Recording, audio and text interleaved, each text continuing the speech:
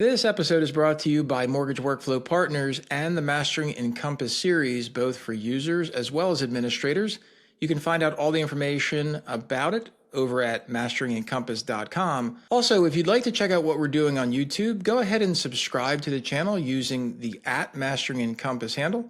And make sure you stay up to date on all the information, not just with podcasts, but also video content that we bring to you as often as possible. Now let's get on to the episode. Hey, everybody. Larry Bailey, Mortgage Workflow Partners.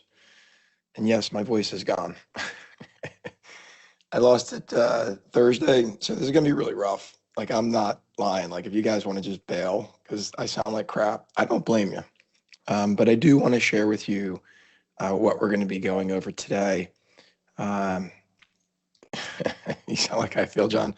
I appreciate that. Thank you very much. I'm going to go ahead and oh, actually, I'm already sharing screen because that's how clever I am. So if you're wondering why I sound like this, I'm wondering that too. I lost my voice Sunday. Pretty sure it had something to do with sinus infection or something like that. And so this is what you get. I'm really, really sorry. In the meantime, I've got an agenda together for today. Trying and keep this to the point and focused, right, for the groups that are here. This month is always tough. It's tough in the industry right now. There's a lot of folks who are thinking that interest rates are going to be down back in the fives. Obviously, that's not the case. And if you didn't know that, yeah, go talk to your salespeople. So I think what's important to really focus on here is what can we do with the remaining 3 weeks, right? We got about 3 weeks. That puts us right before Christmas. And there ain't nothing that gets done between Christmas and New Year's, except a few closings.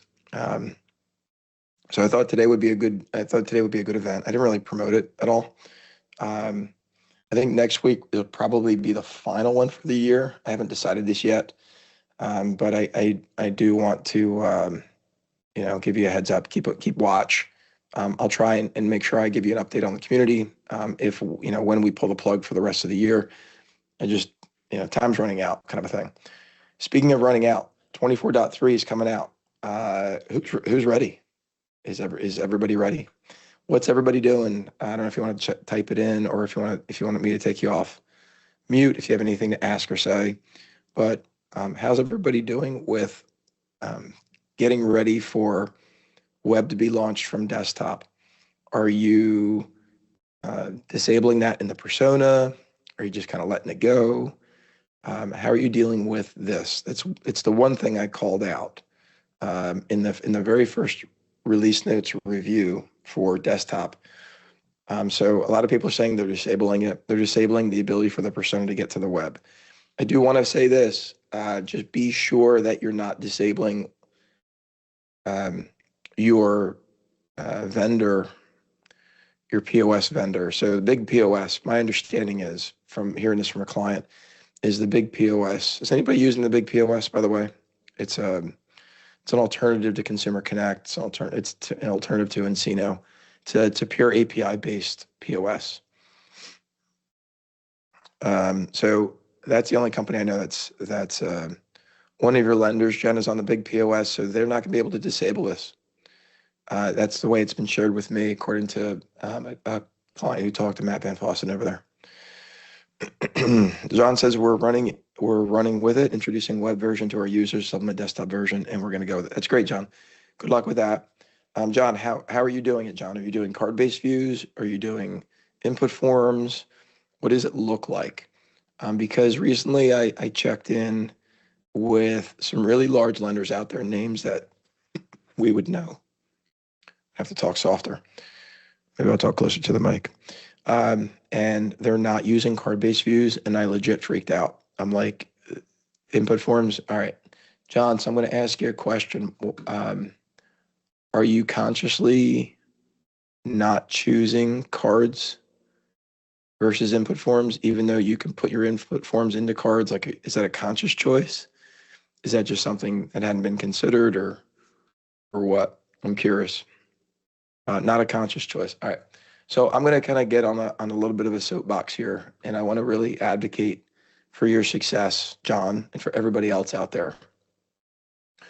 when I've shown, and I know I've showed like everybody this.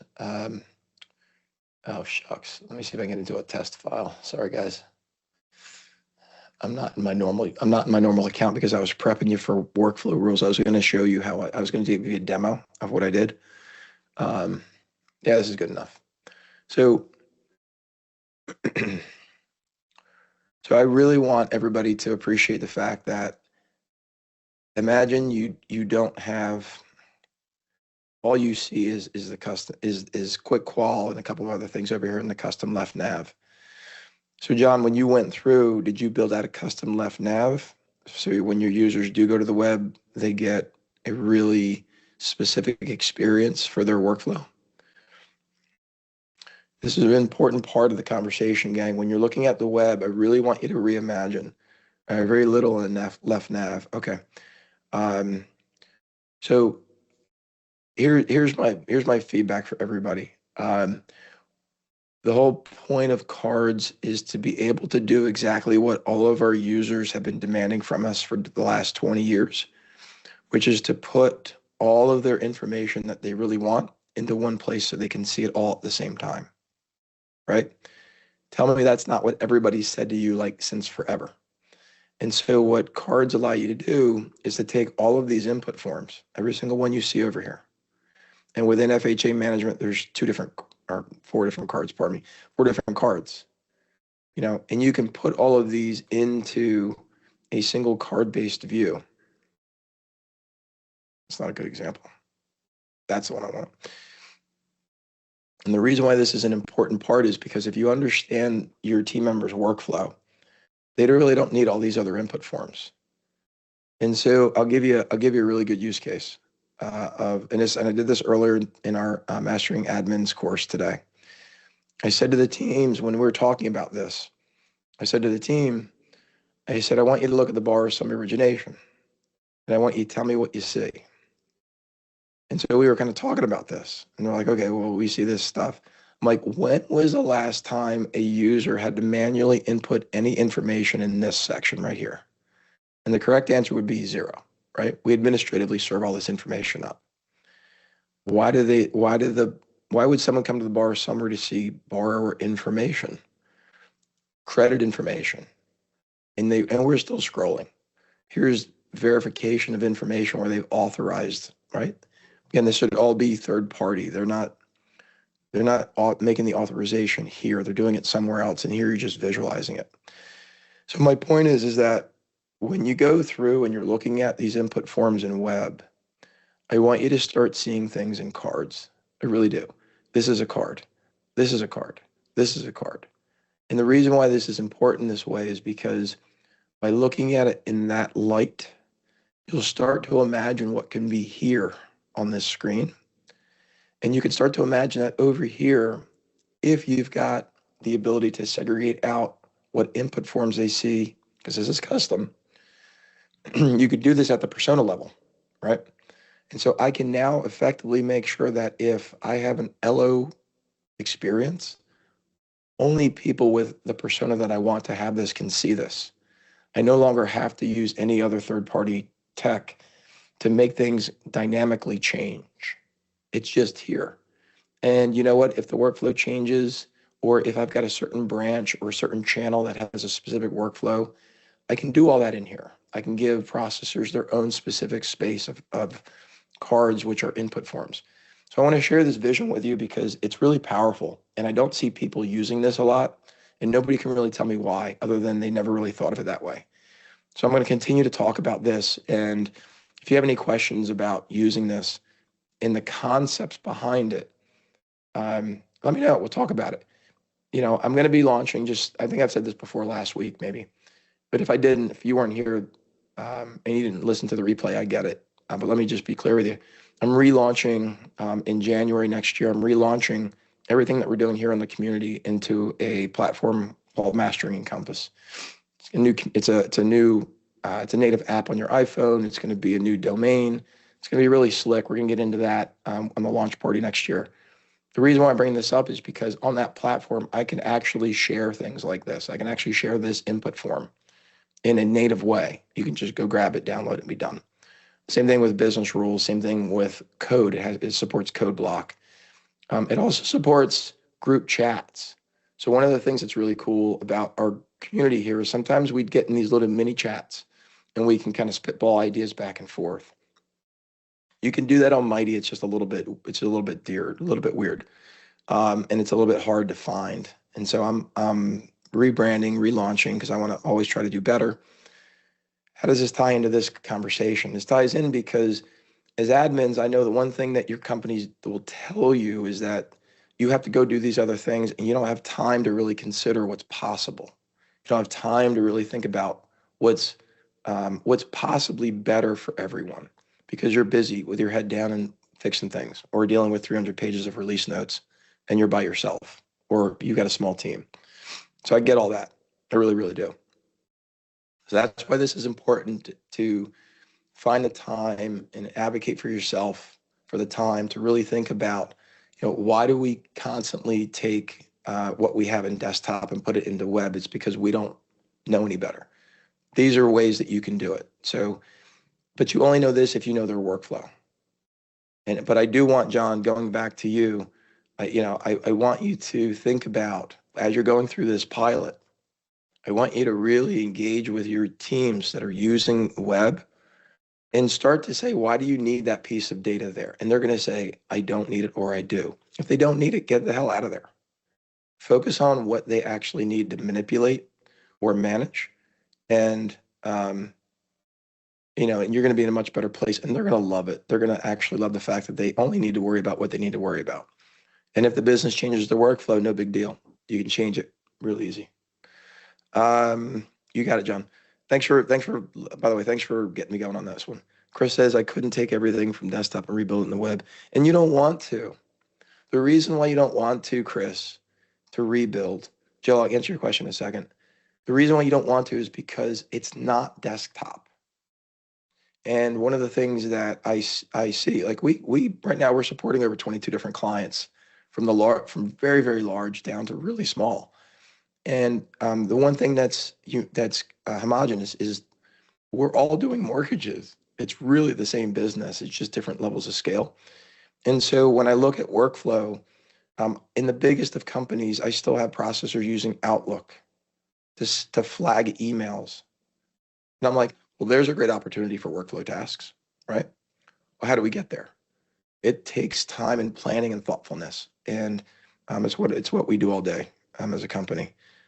Yeah, and John, embracing the web is great. I just want to make sure that the folks that are embracing the web are not trying to just take their big pile of stuff from desktop and put it in web.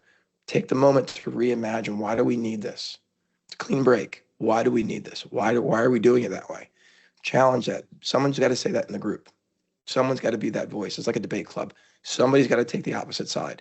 Even if they don't believe in it, they still got to fake it, to at least say it out loud, like, why do we need that? Somebody's got to do it. Usually that's me in the room. All right. Jill, you asked a question. I promised I'd get to you. So the cards are just access to the LO forms in one spot. The cards represent input forms. These cards can also hold other cards. So how deep can you go? As deep as you want. How deep should you go? 3 layers, right? So 3 layers. Layer 1, layer 2, layer 3. If I were to add more cards in here, I'd get lost. Again, follow the rules of Inception, the movie. You won't go wrong. 3 layers. Yeah, Jill, John, it is like having a bunch of input forms in one form, except carve out what you want. Like this right here, this is the bottom of the URLA, or in some cases, the bottom of the itemization, right? So on the 2015 itemization, we see this right here, but it's really the bottom of the 1003 URLA. That's really what it is. And you know that because if you go into the data templates inside of desktop, this does not appear on the bottom of the itemization. ICE just made some magic and put it there. If you go into the fees section, you'll see down here, see it's not there, right? Because it's over in this, come on, web. It's over in this spot called cost details. It's actually called qualify the borrower, the native card. I just changed the name. Chris says, so a card you custom form. So there are some custom forms. This one's a custom form. This is a customization of the native credit. This is native, this is native, this is native.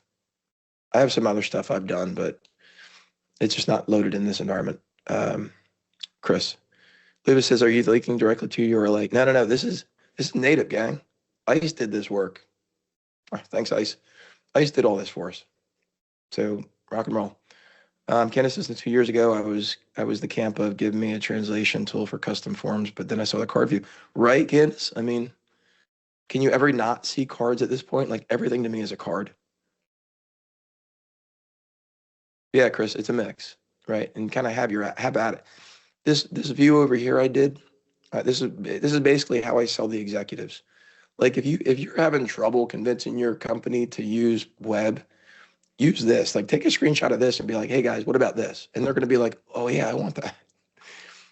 Workflow task, quick qual, lock request, fee itemization, ATRQM, LE's pages 1, 2, 3, bar summary just because it makes them feel good, and then your compliance review, right? If they want to come down and from there they can go over and they can, pardon me, run their services, get their MI quote, run their dual AUS, right? And all along, what I'm telling people is, if you need stuff from somebody, freaking make a task. Sorry to curse, but and it's kind of cursy. But make a task. As a reminder, this whole thing, this task thing is getting revamped in 24.3. Don't forget that. Specifically, task groups and tasks, the architecture is changing, and it's just going to be tasks, and you can make task lists. I went over this last week. If you want me to go over it again, let me know.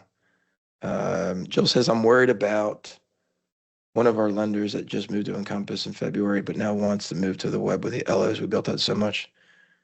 Yeah, Jill, you're gonna have to talk to them, right? Again, it's your job to convince them.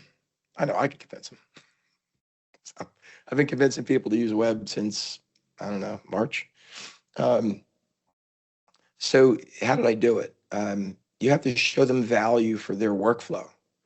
And so even though they're doing stuff on desktop and you built all kinds of custom forms for them, which maybe it was necessary, maybe it wasn't, I don't know.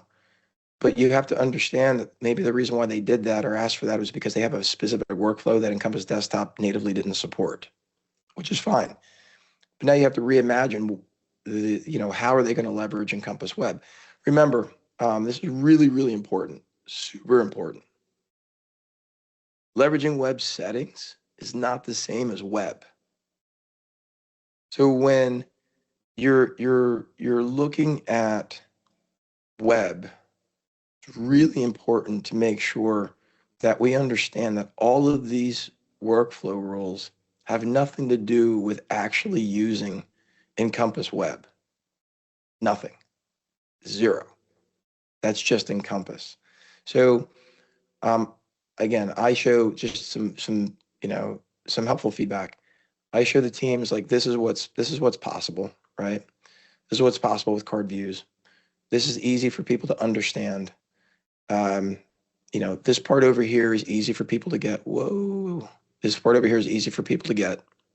So Joe, good luck. I get the situation you're in. But you're definitely not starting over. You're just re-engineering their workflow to be more, hopefully, more efficient and effective on web. All right. Great conversation, gang. This has been really good. Yeah, again, it's not a brand new thing. 3 projects last month. We did a 2-month review on 3 very large lenders from top to bottom, and we're moving their sales processing teams into using the web, but not entirely. Remember, it's a bifurcated process. Usually most folks that work in sales and processing, part of the time you might work on web, part of the time you might work on desktop. It just depends on what you're doing. It's important as admins that you guys are aligned with making sure that the work that's being performed is being performed in the best possible place. If the part of that workflow is really focused highly on tasks, honestly, you're going to get your best experience in web because you can build your task workspace to act the way you need it to. If you're relying on your workflow with a lot of SDK-based automation that only exists in desktop, desktop's going to be your boy, right? That's where you're going to hang out. So you got to figure out your workflow first. Candace, yeah, we talked about this, right? You'd love to get started and you don't have the time. We got asked to bring on 3 new Encompass admins. So, my company's growing almost every month at this point because we're freeing up companies from that daily task thing. So Candace, someone like you can go do this big major stuff. This is where the money is. And so we're helping companies, offload some of their admin stuff. So we can make sure it gets managed properly, and then they can go do the big stuff, and we can give guidance on that too. Some other things I want to talk about today, make sure you're leveraging Encompass AI Helper. If you guys don't know about this, it's out there and it's free for now. So, feel free to bang away at it. Has anybody used this? Is it helpful? I don't know if anybody's used it or not, or what the experience is. I haven't really gotten a lot of feedback. I've gotten some feedback, and all of it's been positive, which is great. I just don't know if it's really out there for everybody. So feel free to go there, masterencompass.com/AI helper, AI-helper. I'm asking a bunch of questions. It's a closed engine. It's not ChatGPT. It's a closed engine, only has Encompass stuff. It's got the release notes in there from 24.3 for desktop, web, TPO Connect, and Consumer Connect. I don't think I've loaded in all the other pieces yet. There's a few other programs that are getting updated this month. And as you go through and ask questions, again, I'd love your feedback. Let me know what you find out. It's meant to be an AI helper. It's not going to do your job for you. All right, so that was on that agenda. All right, so I got like 8 minutes. I'm going to start at the end. I'm doing a wrap-up event. I just got this approved by ICE. It's a full day of instructions. You can call it training if you want, but that's not what I'm calling it. I'm calling it action planning. It's first time we're doing this. Yes, I'm charging you because we are going to do it the right way this time and not do it with anybody else sponsoring. It's just going to be a one and done. And we're going to be going through everything. It's a full day. It's a full day of taking, again, concepts, turning them into actions, sharing you everything that I can tell you how to do and how to get things over the finish line, how to talk to, how to go through all these. You can read it on your own. I just want to put it out there. But it's on the 13th of March. My plan is it's going to be in the hotel, so you don't have to go anywhere. And, plan accordingly for travel. It's going to go from 9 to 5. We'll be serving food and keeping you well fed and well hydrated, et cetera. But this should be really fun. It's really just how to do everything in person. Yeah. Yep. I agree, Candace. I want it to be at the hotel too. All right, so that's that part. And now let me get into the fun stuff. Workflow rules. Luba, I posted it once on LinkedIn. If you just go to the link, here, I'll throw the link in the chat. There, it's in the chat. Check it out. Workflow rules. Who's using this, gang? Tell me, who's using this for schedulers?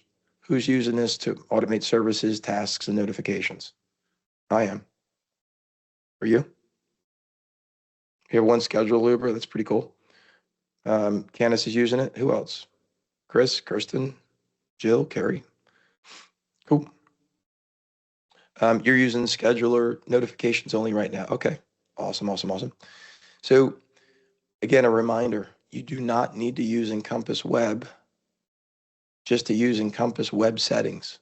All of this stuff is 100% run when you use desktop, 100%. So Candace, you haven't figured out scheduler yet? Awesome. We're going to talk about that. Here's a demo. I want to run you through this demo of how to use, there it is, how to use the scheduler in combination with notification templates to send out an email to your team 1 day before the LE is due if the borrowers did not sign, and 3 days before the estimated closing date if the ICD is not yet signed. Sound cool? Anybody think that's cool? I think it's cool. So here's the way we did it. I'm going to start backwards. I'm going to show you the automation audit, and I'm going to show you by attempted actions. So remember, you have to sign into encompass.ice.com to get to the waffle. Using the waffle, you can get the automation audit and then search by attempted action. So sending notification in the last 7 days, you can see that we've sent out 22 notifications. We've sent out, as shown here. And if we do starting scheduler, see we've got 23 schedulers started. And sometimes it fails, right? And when it fails, it's important to understand why. So these are good examples of the scheduler failed to go because there was a field missing from the calculation. It's kind of like getting a runtime error in a field calc. You have to look in the logs to see it. Same thing here. So we saw what was going on. We went and fixed it, and then now it works properly. All right, and then I think that was it, right? Yeah, that was it. So let's go over into how we got there. Chris says I'm gonna be setting up automated flood ordering. Will this audit fail? Yes. So order services. So you can see where we had over the last 7 days, we've had 30 total. We did fraud here. So yeah, it'll give you a fail, Chris. Always look here for your automation audits. Okay. Cool. All right, let's go into how we did it. What we do is go to admin. When you think about where you want to go, right? You need bookends. Where are we starting? Where are we ending? I always find it's valuable to know where we're ending first. It's like taking a trip. Where are we going? At the end, we want to send out an email when the initial disclosure package is not signed by the borrower 1 day before it's due, all right? And so the idea here is you're worried about not having the e-consent before you send the package out, kind of a thing. All right, and so what we do is first thing we want to start is notification templates. Remember that when you create your notification template, you can have it as an email address or as a role or both. Highly encourage you to manage your categories to not just be other. Also remember, if you're doing TPO, you can only send notifications to your external or your internal, not both at the same time. Get to your sender configuration here also. If you don't want it to come from no reply -mortgagetech@ice.com, you can put your own email address in, send a verification. That link's only good for 72 hours. Take care of that. And then if you want new categories, add as many as you like, so that when you build your templates, you can get your categories lined up for what you need. All right, let's go over to scheduler. A scheduler is a clock. All it is. And so if we're setting up a clock here, we want to make sure that this clock goes off, stops, right? The alarm goes off 1 day before the LE is due at 6 a.m. That's that one. The 3-day is set up 3 days before, notice the calendar type, but 3 days before estimated closing date at 6 a.m. All right, how do we put it all together? So we've got our notification, we got our scheduler. 2 rules for every time you want to do this thing. First rule is to start the scheduler. Remember, having a scheduler means 0 unless you start it. So in this particular case, 1 day before LE due, when the initial disclosures are sent is our trigger for all loans. The result is we're starting the 1 day before LE is due. Okay, that's how we're starting. What happens when the scheduler ends? Right, it's running. Now the scheduler ends, and we want to do something. When that scheduler ends, and the first e-disclosure instance is unsigned, I got this from my favorite source for fields, which is in the reporting database, in this case under the e-disclosure tab. So get that date. Pardon me, guys. The result's going to be sending a notification. That's it. On the CD, I'm just going to show you the end because it's easier that way. So here's the starting scheduler. Again, the sending one. Now, there's no date for disclosure package because it doesn't work that way. So the condition here is I had to understand what the workflow was. In this particular case, the company, the workflow is they take the signed CD and they put it in this e-folder document. So I simply said, hey, if this e-folder document is not received, my result's going to be sending the notification. How's that for a speed round? I got another couple of minutes. Does anybody want to go over this again? Any questions about this? I know that was like super rapid pace. I don't know what that means. Sure, Chris. What does that mean? Be specific. Which part do you want me to go over again? Because you got about 2 minutes left of my voice. What is my trigger to start this scheduler for the CD one, Jill says? Well, so the way that I started that one was when it was sent, right? So again, the concept is I want something to happen when the CD isn't done. So I used the initial CD sent date to start the scheduler. Jill, hopefully that helps. Alex says, can you explain starting the scheduler again? Yeah, it's really important. A lot of people got stuck on this, including myself, by the way. I got stuck on this. Just because you create the scheduler and it's active doesn't mean a damn thing. It's like having a custom print form. Congratulations, you have a custom print form. What do you want to do with it? And so when you create the scheduler and it's active, that just means it's ready to be used. So how do we use it? We use it in a workflow rule. Okay, so if we want to, if the result is start scheduler, and you can see there's a whole bunch of these, right? Here's one, register min 1 day after funding. Once the funding milestone is completed, the result is starting a scheduler, a 1-day scheduler. Just a random rule. I don't know what the purpose of this behind here is, but Alex, does that make sense to you in terms of, why we have to start the scheduler? Because we want to start the clock. If your clock is 3 days from initial disclosures, well, you got to figure out what happens at least 3 days before initial disclosures. When to use a stop scheduler. This is a little bit wonky right now because it depends on how you built your rules.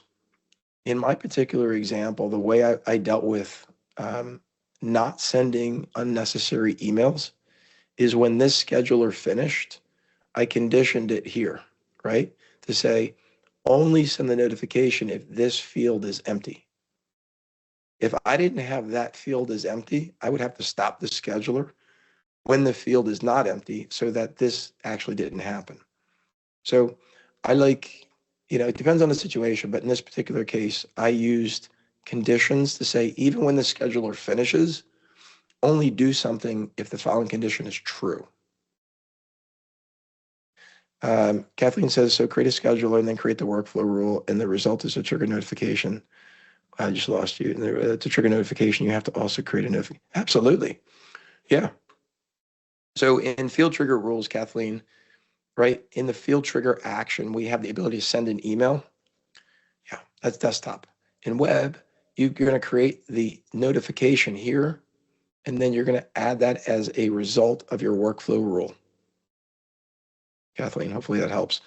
Luba asks, so if you set up schedulers for 10 days, 20 days, you can reuse them. You don't have to. Yeah, that's right. Luba's getting it. So if you have a particular scheduler and it's a 1-day scheduler, you can use that for anything that you need a 1-day scheduler for. Absolutely. Candace says they use several notification rules and also auto roll assignment. That's great, Candace. Kudos to you. Alex says, so you always have to use 2 rules to start us and then take action. You can't have a master schedule rule. It depends on your starting point, right, Alex? So, imagine that when, I don't know, the loan was submitted, you wanted to run a 20-day notice of incomplete action scheduler. You wanted to run a 5-day call the borrower action. You wanted to run a I don't know, a 15-day notification to remind the processor to submit the file, or even better, a workflow task, scheduler to fire that if it's not yet submitted. So this is where you have to think, guys. You're the creators of this universe. Your business is not going to understand how to do this. I'm telling you, hands down. I've been saying this forever for those that have been following me. You got to know your workflow before the technology. If you don't know your workflow, all this stuff is confusing and meaningless. And that's why we're bringing on clients hand over fist, is because the other companies out there, they don't understand that. They just don't get it. So when business owners hear me talk about this, they're like, dude, that guy knows what he's talking about. I'm telling you right now, get your workflow in order. Know your workflow first. Go visit one team this month, and figure out how to give them better working conditions, more insight, better efficiencies with using web settings. They don't need to use Encompass Web. You just need to leverage web settings more effectively. That's my pitch. Alex, hopefully that made sense. You guys are awesome. Listen, keep this conversation going on in the community. Like, ask questions. And I know Mighty can sometimes be a little bit overwhelming to find things and to post things. I get that.